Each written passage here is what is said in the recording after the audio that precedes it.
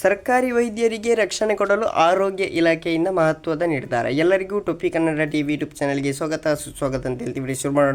ಶುರು ಮಾಡೋದಕ್ಕಿಂತ ಮೊದಲು ಯಾರೆಲ್ಲ ನನ್ನ ಯೂಟ್ಯೂಬ್ ಚಾನಲ್ ಮೊದಲು ನೋಡ್ತಿದ್ರು ಪ್ಲೀಸ್ ಸಬ್ಸ್ಕ್ರೈಬ್ ಮಾಡಿಕೊಳ್ಳಿ ಮತ್ತು ಪಕ್ಕದಲ್ಲಿರೋ ಬೆಲ್ಲನ್ನು ಪ್ರೆಸ್ ಮಾಡಿ.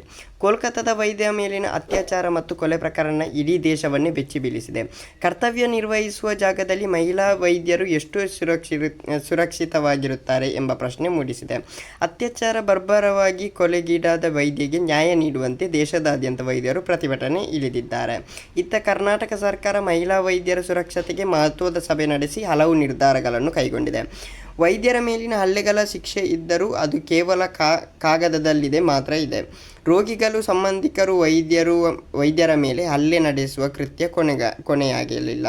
ಹೀಗಾಗಿ ಪ್ರಸ್ತುತ ಕಾನೂನು ಬಿಗಿಗೊಳಿಸುವ ಜೊತೆಗೆ ಮಹಿಳಾ ಸಿಬ್ಬಂದಿಗಳ ರಕ್ಷತೆಗೆ ಹೆಚ್ಚಿನ ಆದ್ಯತೆ ಕೊಡಲು ನಿರ್ಧರಿಸಲಾಗಿದೆ. ಕಳೆದ ವಾರದಲ್ಲಿ ಸಭೆ ನಡೆಸಿರುವ ವೈದ್ಯಕೀಯ ಶಿಕ್ಷಣ ಇಲಾಖೆ ಭದ್ರತೆ ಕುರಿತು 5 ಮಹತ್ವದ ತೀರ್ಮಾನಗಳನ್ನು ಕೈಗೊಳ್ಳಲಾಗಿದೆ. ರೋಗಿ ಅಥವಾ ರೋಗಿಯ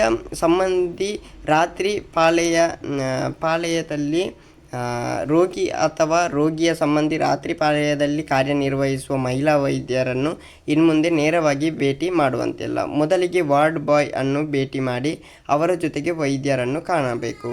ಸೆಕ್ಯೂರಿಟಿ ಏಜೆನ್ಸಿಗಳ ಬ್ಯಾಕ್ಗ್ರೌಂಡು ಚೆಕ್ ಮಾಡಿ ಪೊಲೀಸ್ ವೆರಿಫಿಕೇಷನ್ ಮಾಡಲು ನಿರ್ಧರಿಸಲಾಗಿದೆ. ಆಸ್ಪತ್ರೆಯ ಕತ್ತಲ ಕೊಠಡಿಗೆ ಬೀಗ ಜಡಿಯಲು ನಿರ್ಧರಿಸಲಾಗಿದೆ. ಆಸ್ಪತ್ರೆಯಲ್ಲಿರುವ ಔಟ್ಪೋಸ್ಟ್ ಪೊಲೀಸರಿಗೆ ನೈಟ್ ರೌಂಡ್ ಹಾಕಲು ಸೂಚಿಸಲಾಗಿದೆ.